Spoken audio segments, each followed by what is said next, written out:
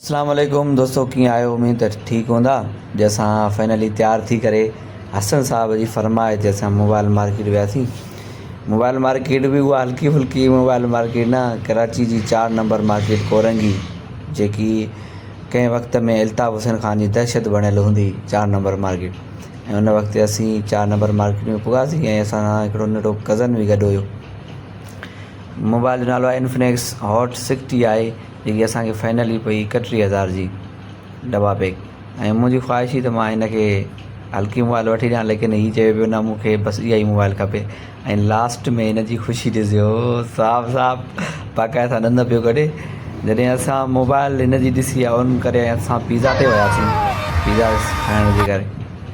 उन खां बाद में ही पंहिंजी मोबाइल सां मगन लॻो पियो हुओ पंहिंजे कज़न सां। ऐं असीं पिज़्ज़ा बि शुरू थियासीं। ट्रीट साहब खे चयो त साहब हाणे असांखे ट्रीट बि ॾिए पोइ हसन साहब असांखे पिज़्ज़ा जी ट्रीट ॾिनी। बाक़ाइदा सां मज़ो आयो और मूंसां गॾु मुंहिंजे वकास दोस्त बि मूंसां कंपनी कई ऐं हुन वीडियो शो ठाहिण लाइ, बाबा खाओ खाओ, हा वाह खाऊं था, खाइण ई त आया आहियूं, बाक़ी छा करणु आहियो। महिरबानी वकास भाई जेको मुंहिंजी कंपनी में मैनेजर आहे। उन खां बाद में असीं पिज़्ज़ा जा ला कढी छॾिया, कोल्ड ड्रिंक खे बि असां भरो ॾिनो। उन खां बाद शुरू थियो थ्रेशर बंदि कर, इहो थ्रेशर हालत ॾिसो, थ्रेशर शुरू कई अथसि। उन खां बाद में जॾहिं लास्ट में असीं थियासीं ऐं पैसा पे करे ऐं आख़िर में हिकिड़ी यादगार वीडियो ठाहीसीं। उन खां बाद में असां तव्हांखे पंहिंजी शिकल बि था ॾेखारियूं, पैंट शर्ट में असांजो लुक कीअं थो लॻे। असांजे वीडियोज़ खे ऐं व्लॉग्स खे लाइक कंदा, शेयर कंदा, वॾी महिरबानी। असांजा जल्द तव्हां ताईं सुठा सुठा व्लॉग्स पहुचंदा।